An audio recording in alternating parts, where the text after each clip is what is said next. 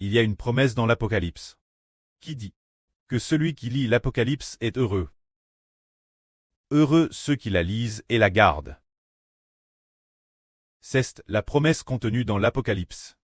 Parmi les 66 livres de la Bible, aucun livre ne dit que celui qui lit ce livre est heureux. Seul l'Apocalypse a une telle promesse. Alors dans ce cas, devrions-nous lire souvent Apocalypse? Oui, nous le devrions. En fait, nous étudions l'Apocalypse 4 fois par an.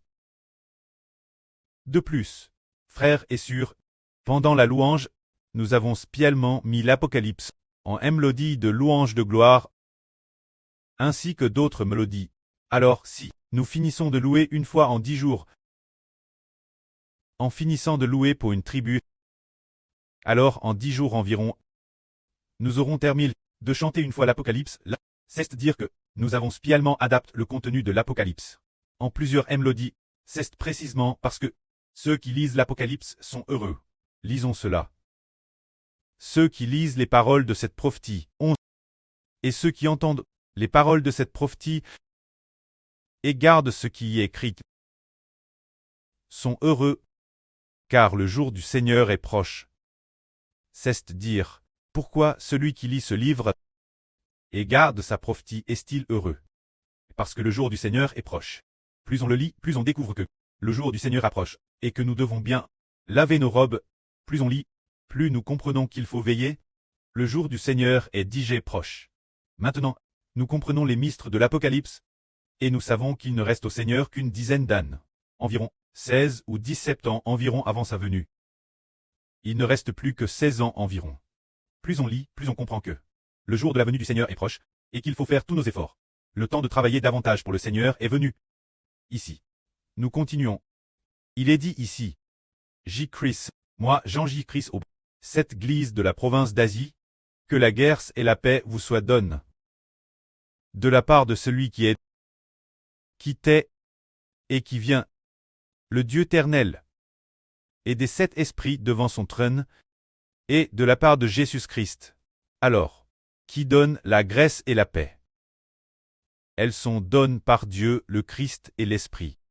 C'est-à-dire que toute grâce, toute paix, viennent toutes du préclès de Jéhovah, du Seigneur Jésus-Christ et de l'Esprit. Sur nous, si nous disons que nous ne voulons pas du Seigneur Jésus, nous n'aurons certainement pas la paix. Toute paix, toute grâce viennent de Dieu, de Christ et du Saint-Esprit. Alors si quelqu'un suit les enseignements de Dieu et obéit au Seigneur Jésus-Christ, alors la grâce et la paix viendront sur nous par le Seigneur Jésus-Christ. Quel genre de personne est le Seigneur Jésus? La Bible dit qu'il est le témoin fidèle. Comme il est dit ici, Jésus-Christ est le témoin fidèle. Le premier d'entre les morts est le chef des rois de la terre. Comment le Seigneur Jésus est-il un témoin fidèle et véritable? De quoi a-t-il témoigne? Il a témoigne que l'Éternel Dieu, l'espérance de la vie éternelle qu'il nous donne est réelle. Car il est lui-même l'Évangile qui donne la vie éternelle. Lui-même est ressuscité des morts pour nous apparaître, pour nous faire comprendre que, en effet, le préclès éternel, l'espérance de la vie éternelle qu'il nous donne est réelle. Car le Seigneur Jésus-Christ, son propre témoignage de la résurrection des morts est vrai. Alors le Seigneur Jésus n'est-il pas fidèle, le témoin fidèle de Dieu, témoignant que la promesse de Dieu est réelle? Il est fidèle, fidèle jusqu'à l'obéissance la mort, afin d'offrir sa propre vie, Dieu ressuscite des morts, témoignant que ce que Dieu a promis l'humanité est vrai. Et de plus, Jésus-Christ est devenu l'Évangile qui donne la vie, afin que tous ceux qui croient en son nom ressuscitent comme lui l'avenir. Que la gloire soit auprès et au Seigneur. Amen.